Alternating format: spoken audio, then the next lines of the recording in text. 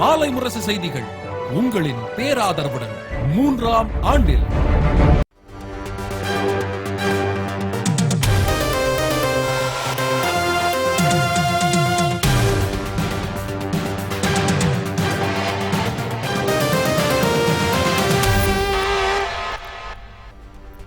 வணக்கம். மாலை முரசு செய்திகளை விரிவாக பார்ப்பதற்கு முன் தலைப்புச் செய்திகளை பார்க்கலாம்.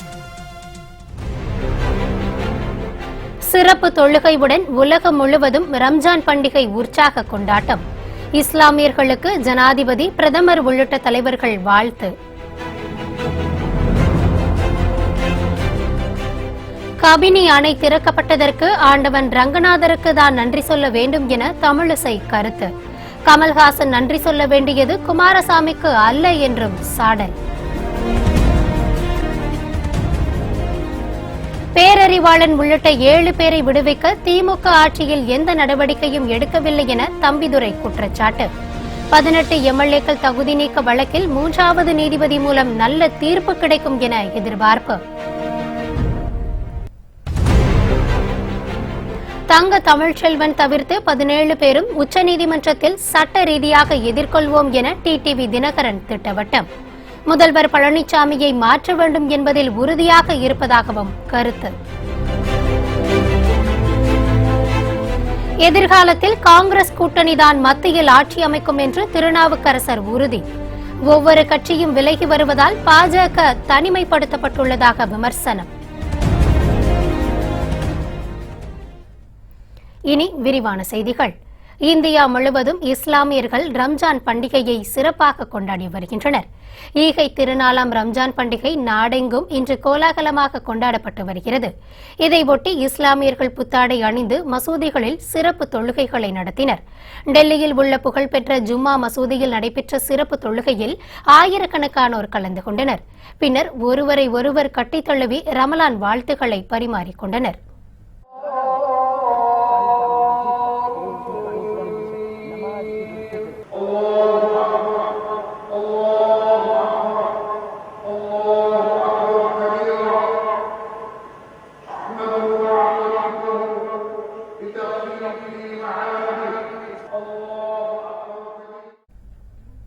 ஜம்மு காஷ்மீர் மாநிலம் ஸ்ரீநகரின் ராட்டாபோராவில் உள்ள மசூதியில் ரம்ஜான் பண்டிகையை ஒட்டி ஏராளமானோர் சிறப்பு தொழுகை நடத்தினர். எவ்வித அசம்பாவிதமும் நடைபெறாமல் தடுக்க முன்னெச்சரிக்கை நடவடிக்கையாக ஏராளமான போலீசார் குவிக்கப்பட்டிருந்தனர். இந்த நிலையில் தொழுகைக்கு பிறகு இளைஞர்கள் சிலர் பாதுகாப்பு படையினரை நோக்கி கற்களை வீசி தாக்குதல் நடத்தினர். அப்போது கண்ணீர் புகைகுண்டு வீசியும் தடியடி நடத்தியும் போலீசார் அவர்களை அப்புறப்படுத்தினர். மகாராஷ்டிர மாநிலம் மும்பையில் ரம்ஜான் பண்டிகையை ஒட்டி கடைவீதிகளில் இனிப்புகள், ஆடைகள் வாங்க மக்கள் கூட்டம் அலைமோதியது. மும்பை மினாரா மசூதியில் ஆயிரக்கணக்கானோர் கலந்து கொண்டு சிறப்பு பிரார்த்தனையில் ஈடுபட்டனர். உத்தரப்பிரதேச மாநிலம் மொராதாபாத் மசூதியில் அன்பு, அறம், அமைதி, சகோதரத்துவத்தை வலியுறுத்தி சிறப்பு தொழுகை நடைபெற்றது. ரம்ஜான் பண்டிகையை ஒட்டி ஏராளமான போலீசார் பாதுகாப்பு பணியில் ஈடுபட்டிருந்தனர். மத்திய பிரதேச மாநிலம் போபாலில் ஈத்கா மைதானத்தில் நடந்த சிறப்பு தொழுகையில் முதலமைச்சர் சிவராஜ் சிங் சௌஹான், காங்கிரஸ் கட்சியின் மூத்த தலைவர் கமல்நாத் உள்ளிட்டோர் பங்கேற்றனர். ஆந்திர மாநிலம் விஜயவாடாவில் உள்ள காந்தி முனிசிபல் ஸ்டேடியத்தில் நடந்த தொழுகையில் முதலமைச்சர் சந்திரபாபு நாயுடு கலந்து கொண்டார்.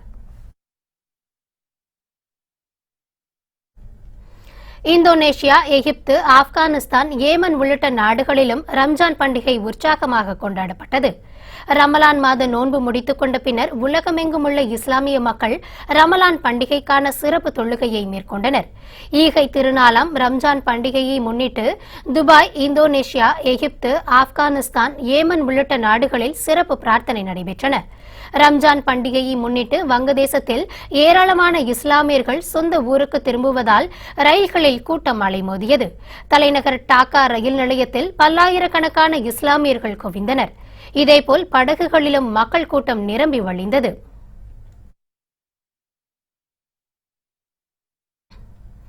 ரம்ஜான் பண்டிகையை முன்னிட்டு தமிழகம் எங்குமுள்ள பள்ளிவாசல்களில் நடைபெற்ற சிறப்பு தொழுகையில் ஏராளமானோர் கலந்து கொண்டனர். உலகம் முழுவதும் உள்ள இஸ்லாமியர்கள் முக்கிய பண்டிகைகளில் ரம்ஜான் பெருநாளும் ஒன்றாகும்.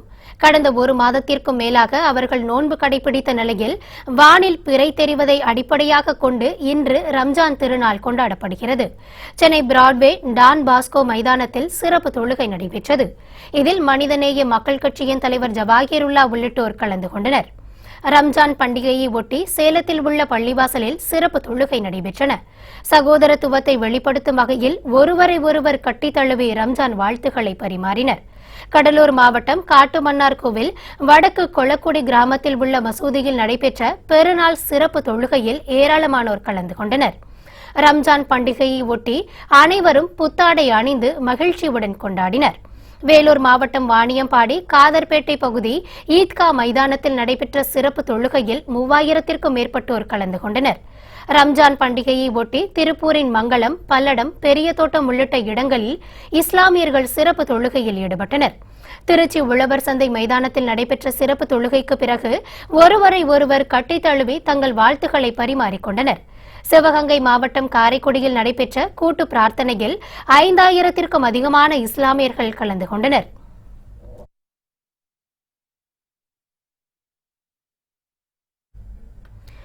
ரம்ஜான் திருநாளை ஒட்டி ஜனாதிபதி ராம்நாத் கோவிந்த், பிரதமர் மோடி, காங்கிரஸ் தலைவர் ராகுல்காந்தி உள்ளிட்டோர் வாழ்த்து தெரிவித்துள்ளனர். ராம்நாத் கோவிந்த் வெளியிட்டுள்ள வாழ்த்துச் செய்தியில் ரம்ஜான் பெருநாளை கொண்டாடும் அனைத்து இஸ்லாமிய மக்களுக்கும் தனது வாழ்த்துகள் என பதிவிட்டுள்ளார். மேலும் இத்திருநாள் குடும்பத்தில் மகிழ்ச்சியை கொண்டு வருவதோடு சமூகத்தில் புரிதல் மற்றும் நல்லெண்ணத்தை ஊக்குவிக்கட்டும் என்றும் அவர் குறிப்பிட்டுள்ளார். பிரதமர் மோடி தனது வாழ்த்துச் செய்தியில் சமூகத்தில் ஒற்றுமை மற்றும் நல்லிணக்கத்தை பலப்படுத்தட்டும் என கூறியுள்ளார். ராகுல் காந்தியின் வாழ்த்துச் செய்தியில் ரம்ஜான் திருநாள் அனைவருக்கும் அமைதி, மகிழ்ச்சி, ஞானம், நல்ல ஆரோக்கியத்தை கொடுக்கட்டும் என தனது டுவிட்டரில் பதிவிட்டுள்ளார். கபினி அணையில் இருந்து தண்ணீர் திறக்கப்பட்டதற்கு ஆண்டவன் ரங்கநாதருக்கு தான் நன்றி சொல்ல வேண்டும் என்று தமிழிசை சவுந்தரராஜன் கூறியுள்ளார். இது தொடர்பாக டுவிட்டரில் கருத்து பதிவிட்டுள்ள அவர், கபினி அணையில் இருந்து நீர் திறப்புக்கு கமல்ஹாசன் நன்றி சொல்ல வேண்டியது குமாரசாமிக்கு அல்ல, நம்ம ஊர் சாமிக்குத்தான் என்று குறிப்பிட்டுள்ளார். கர்நாடகத்தை ஆள்பவர் தண்ணீர் கொடுக்கவில்லை என்றும் ஆண்டவன் ரங்கநாதர் கொண்டு வந்த மழையால் தான் தண்ணீர் வந்திருக்கிறது என தமிழிசை தெரிவித்துள்ளார்.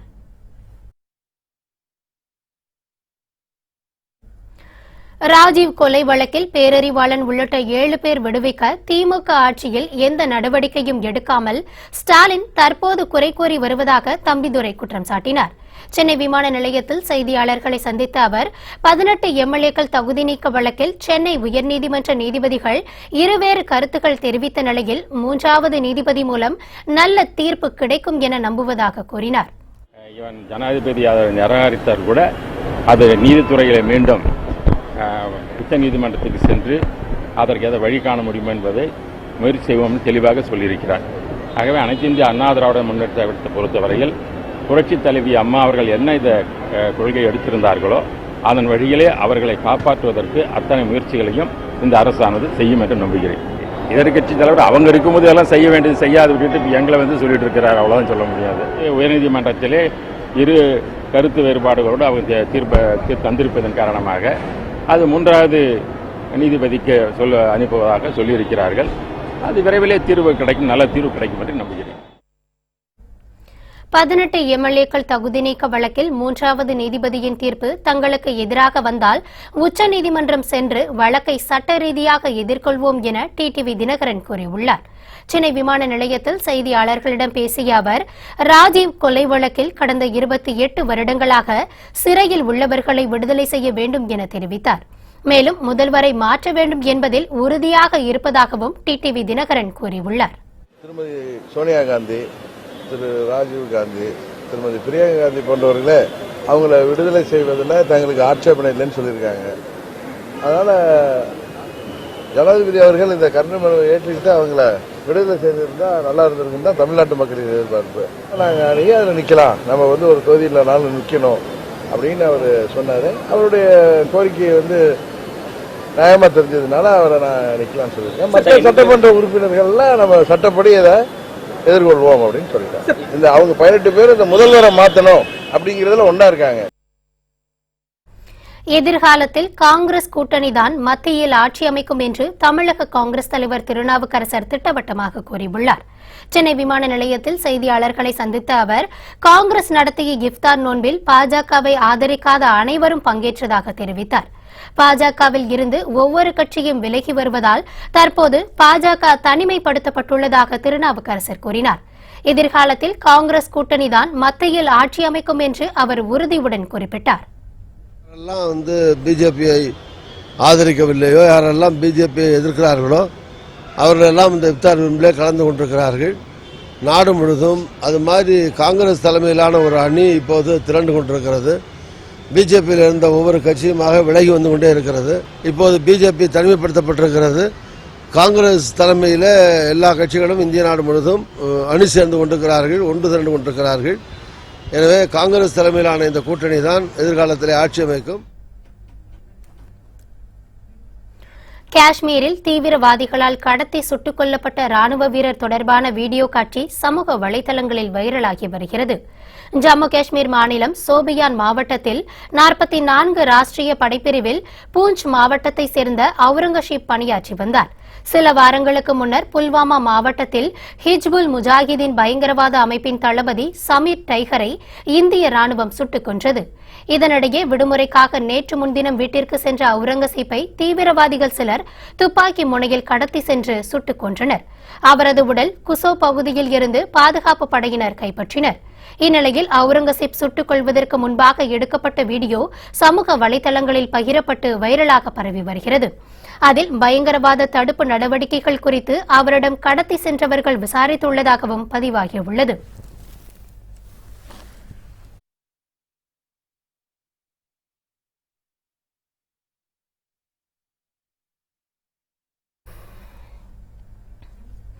டெல்லியில் நாளை நடைபெறும் நிதி ஆயோக் கூட்டத்தில் பிரதமர் மோடியை நேரில் சந்திக்க முதல்வர் பழனிசாமி திட்டமிட்டுள்ளதாக தகவல் வெளியாகியுள்ளது. பிரதமர் மோடி தலைமையிலான நிதி ஆயோக் கூட்டம் நாளை குடியரசுத் தலைவர் மாளிகையில் நடைபெறவுள்ளது. இந்த கூட்டத்தில் மத்திய அமைச்சர்கள், மாநில முதல்வர்கள் மற்றும் மூத்த அதிகாரிகள் உள்ளிட்ட பலர் கலந்து கொள்கின்றனர். கூட்டத்தில் விவசாயிகள் வருமானத்தை இரட்டிப்பாக்குவது, மகாத்மா காந்தியின் 150வது பிறந்தநாள் கொண்டாட்டம் குறித்து ஆலோசிக்கப்பட உள்ளது. இந்நிலையில் கூட்டத்தில் பங்கேற்க இன்று மாலை 6 மணிக்கு டெல்லிக்கு புறப்பட்டு செல்லும் முதலமைச்சர் பழனிசாமி பிரதமர் மோடியை தனியாக சந்திக்கவும் திட்டமிட்டுள்ளார். அப்போது காவிரி மேலாண் ஆணையம் தொடர்பாக நடவடிக்கை எடுக்குமாறு நேரில் வலியுறுத்துவார் என எதிர்பார்க்கப்படுகிறது. முல்லை பெரியாறு அணை பலமாக இருப்பதாக மத்திய துணை கண்காணிப்பு குழுவினர் கூறியுள்ளனர். தமிழகம், கேரள அரசு பிரதிநிதிகள் அடங்கிய 5 பேர் கொண்ட குழுவினர் பருவகால மாறுபாடுகளின் போது அணையின் பாதுகாப்பு, பராமரிப்பு போன்றவற்றை ஆய்வு செய்தனர். பருவமழை தீவிரமடைந்திருக்கும் நிலையில் பெரியாறு அணையின் நீர்மட்டம் 127 அடியை தாண்டியுள்ளது. இந்த நிலையில் அணையின் நீர்வரத்து, நீர் வெளியேற்றம், மதகு பகுதிகள், கசிவு நீர் உள்ளிட்டவை குறித்து துணை கண்காணிப்பு குழுவினர் ஆய்வு செய்தனர்.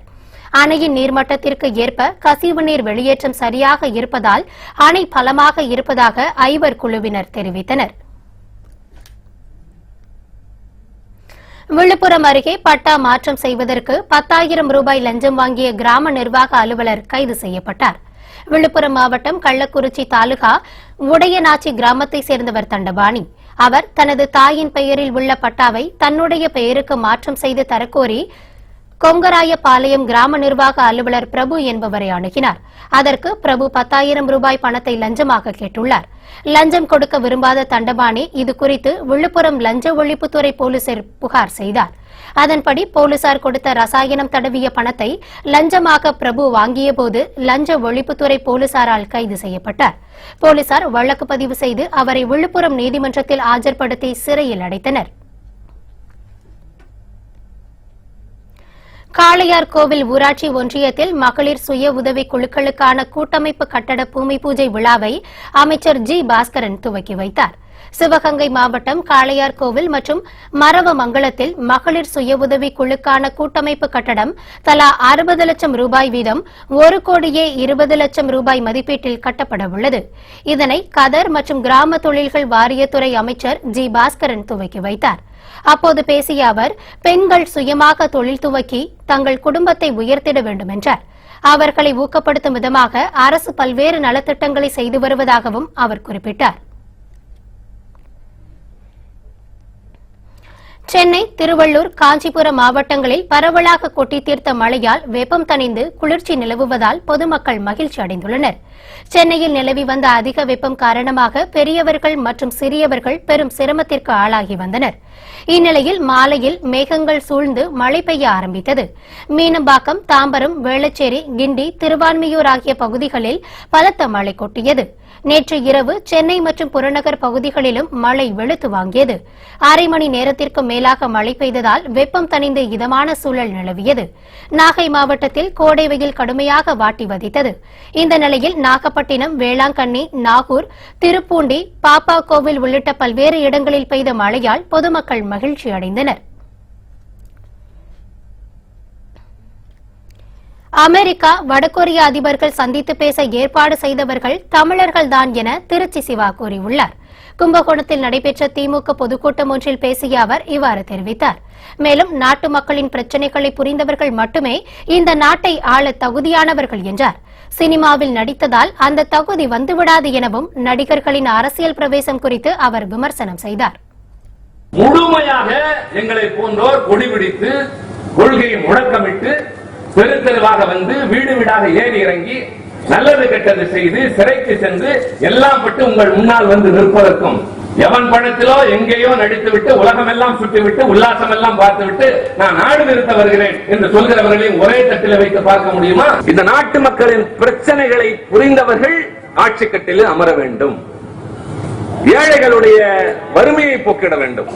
அடிப்படையாக இவர்களுக்கு கல்வி கிடைக்க வேண்டும் என்பதற்காக போராடிய ஒரு இயக்கம். கற்றவர்களுக்கு வேலை பெற வேண்டும் என்பதற்காக திட்டம் தீட்டிய இயக்கம். அமெரிக்க நாட்டின் அதிபர் டொனால்டு டிரம்பும் வடகொரிய அதிபர் கிம் என்பவரும் 2 பேரும் சிங்கப்பூரில் சந்தித்து பேசுகிறார்கள். பாதுகாப்பு கோரி மாவட்ட நீதிபதி வீட்டில் தஞ்சமடைந்த காதல் ஜோடியை உறவினர்கள் முற்றுகையிட்டதால் பரபரப்பு ஏற்பட்டது. திருவண்ணாமலை மாவட்டம் செங்கம் பகுதியைச் சேர்ந்த தமிழ்ச்செல்வன் மற்றும் சங்கவி ஆகிய இருவரும் காதலித்து வந்தனர். சங்கவி 12ஆம் வகுப்பு படித்து வரும் நிலையில் பெண் வீட்டார் இதற்கு எதிர்ப்பு தெரிவித்து வந்தனர். உறவினர்கள் தங்களை பிரித்து விடுவார்கள் என்று எண்ணி கடந்த 13ஆம் தேதி இருவரும் திருமணம் செய்து கொண்டனர். இந்த தகவல் அறிந்த பெண் வீட்டார் புதுமண தம்பதிகளை மிரட்ட அவர்கள் திருவண்ணாமலை மாவட்ட நீதிபதி மகிழேந்தி வீட்டில் தஞ்சமடைந்தனர். இதை அறிந்த உறவினர்கள் நீதிபதி வீட்டை முற்றுகையிட்டதால் பரபரப்பு ஏற்பட்டது.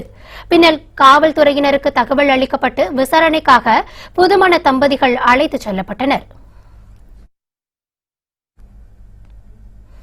வால்பாறையில் சிறுத்தை தாக்கியதால் பெண் தொழிலாளி ஒருவர் உயிரிழந்தார். இந்த சம்பவம் அப்பகுதி மக்களிடையே அச்சத்தை ஏற்படுத்தியுள்ளது. காஞ்சமலை தேயிலை தோட்டத்தில் பணியாற்றி வந்த கைலாசவதி என்பவரை சிறுத்தை ஒன்று தாக்கிக் கொன்றது. பின்பு அவரின் உடல் அருகில் இருந்த புதரில் கண்டுபிடிக்கப்பட்டது. தகவல் அறிந்து வந்த வால்பாறை காவல்துறையினர் உடலை கைப்பற்றி உடல் கூராய்வுக்காக அரசு மருத்துவமனைக்கு அனுப்பி வைத்தனர். இதேபோல் டான்டி தேயிலை தோட்டத்தில் வேலை செய்து கொண்டிருந்த மாதவி என்பவரை திடீரென சிறுத்தை ஒன்று தூக்கி கொண்டு ஓடியது. இதனை கண்ட அவருடைய கணவர் சிறுத்தையிடம் இருந்து தனது மனைவியை போராடி மீட்டார். அவருக்கு அரசு மருத்துவமனையில் தீவிர சிகிச்சை அளிக்கப்பட்டு வருகிறது. இதனை கண்டித்து டான்டி தொழிலாளர்கள் வேலையை புறக்கணித்து ஆர்ப்பாட்டத்தில் ஈடுபட்டனர். உடனடியாக சிறுத்தையை கூண்டு வைத்து பிடிக்க வேண்டும் என கோரிக்கை விடுத்தனர். இந்த இரு சம்பவம் அப்பகுதி மக்களிடையே பெரும் அச்சத்தையும் பீதியையும் ஏற்படுத்தியுள்ளது. உளுந்தூர்பேட்டை அருகே தண்ணீர் இன்றி கருகும் நெல் பயிர்களை காப்பாற்ற அரசு நடவடிக்கை எடுக்க வேண்டும் என விவசாயிகள் கோரிக்கை விடுத்துள்ளனர்.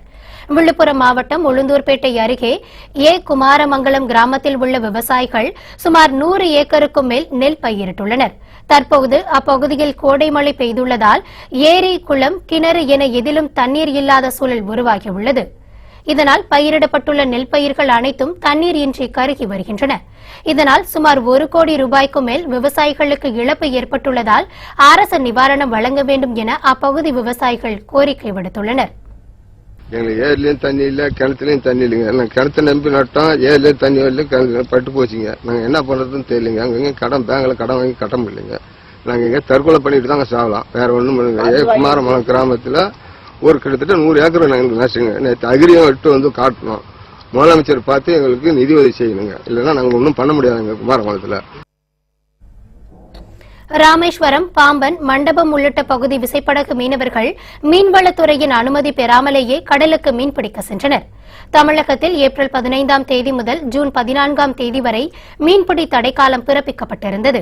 இடைப்பட்ட காலத்தில் படகுகளை சீர் செய்யும் பணியில் மீனவர்கள் ஈடுபட்டிருந்தனர். இந்நிலையில் அரசு விதித்திருந்த மீன்பிடி தடைக்காலம் முடிவடைந்த நிலையில் அனுமதி டோக்கன் பெறாமலேயே ராமேஸ்வரம், மண்டபம், பாம்பன் உள்ளிட்ட பகுதிகளைச் சேர்ந்த மீனவர்கள் கடலுக்கு சென்றனர். 1500க்கும் மேற்பட்ட விசைப்படகுகளில் சுமார் 6500க்கும் மேற்பட்ட மீனவர்கள் கடலுக்கு மீன்பிடிக்க சென்றனர். மேலும் அனுமதி டோக்கன் பெறாமல் சென்ற விசைப்படகுகள் மீது நடவடிக்கை எடுக்கப்படும் என மீன்வளத்துறை உதவி இயக்குநர் மணிகண்டன் தெரிவித்துள்ளார். ரயிலில் பயணிகளிடம் கொள்ளையடிக்க முயன்ற 3 திருநங்கைகள் உட்பட 5 பேரை போலீசார் கைது செய்தனர். தாம்பரத்தை அடுத்த வண்டலூர் வெங்கடேசபுரத்தை சேர்ந்தவர் சந்தோஷ்குமார். மின்பொறியாளரான இவர் திருச்சியில் சுப நிகழ்ச்சிக்கு செல்வதற்காக வண்டலூரில் இருந்து தாம்பரம் செல்லும் ரயிலில் ஏறினார். அப்போது 3 திருநங்கைகள் மற்றும் சிறுவன் ஆகியோர் உடன் ஏறினர். பின்னர் திடீரென வந்த முகமூடி அணிந்த நபர் கத்தியை காட்டி சந்தோஷிடம் இருந்த நகை மற்றும் பணத்தை கேட்டு மிரட்டியுள்ளனர். அங்கிருந்த திருநங்கை மற்றும் சிறுவன் முகமூடி அணிந்த நபருடன் சேர்ந்து சந்தோஷை தாக்கி செல்போன், பணம் மற்றும் நகையை கூட்டாக கொள்ளையடித்து சென்றுள்ளனர். இதனை கண்ட சக பயணிகள் போலீசாருக்கு தகவல் கொடுத்தனர். உடனடியாக வந்த காவல்துறையினர் அவர்களை கைது செய்து சந்தோஷ்குமாரை மருத்துவமனையில் அனுமதித்தனர். அவர்களிடம் இருந்து செல்போன் மற்றும் கத்தி பறிமுதல் செய்யப்பட்டது.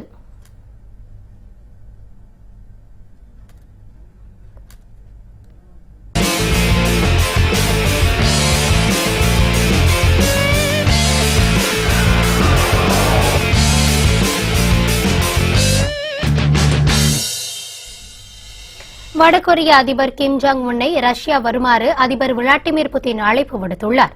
சிங்கப்பூரில் அமெரிக்க அதிபர் டொனால்டு டிரம்பை வடகொரிய அதிபர் கிம் ஜாங் உன் சந்தித்து பேசினார்.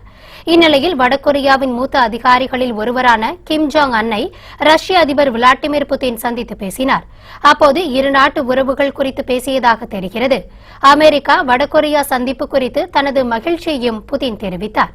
மேலும் கிம் ஜாங் உன்னை நேரில் சந்திக்க விரும்புவதாகவும் தனது நாட்டிற்கு வருமாறு ரஷ்ய அதிபர் விளாடிமிர் புதின் கிம் ஜாங் அன்னிடம் கூறியுள்ளார். செப்டம்பரில் சந்திப்பு நடைபெறும் எனவும் இது தொடர்பான அறிக்கை விரைவில் வெளியாகும் எனவும் தெரிவிக்கப்பட்டுள்ளது.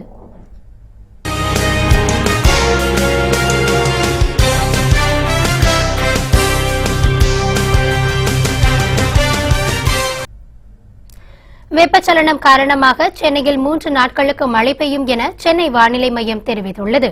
இதுகுறித்து சென்னை வானிலை மைய இயக்குநர் பாலச்சந்திரன் பேசுகையில், தென்மேற்கு பருவமழையால் கோவை, நீலகிரி மாவட்டங்களில் தொடர்ந்து மழை பெய்து வருகிறது என்றார். ஆனால் கடந்த சில நாட்களாக சென்னை மற்றும் அதன் சுற்றுப்புறங்களில் வெப்பம் அதிகரித்துள்ள நிலையில் நேற்று மாலை திடீரென மழை பெய்ததாக அவர் சுட்டிக்காட்டினார். இதன் காரணமாக சென்னையில் சற்று வெப்பம் தணிந்து காணப்பட்டதாக பாலச்சந்திரன் கூறினார். வெப்பச்சலனம் காரணமாக இன்னும் 3 நாட்களுக்கு மாலையில் மழை பெய்யும் என்றும் இந்த மழை தென்மேற்கு பருவமழை இல்லை என அவர் திட்டவட்டமாக தெரிவித்தார். காற்றின் வேகம் கடலில் வழக்கத்தை விட சற்று அதிகமாக இருக்கும் என்பதால் தமிழகம் மற்றும் புதுச்சேரி மீனவர்கள் இன்று கடலுக்கு செல்ல வேண்டாம் என பாலச்சந்திரன் எச்சரித்துள்ளார். புத்தம் புதிய செய்திகள் அவ்வப்போது முழுமையாக மாலை முரசு தொலைக்காட்சி வழங்கும். இணைந்திருங்கள் மாலை முரசு தொலைக்காட்சியுடன். வணக்கம்.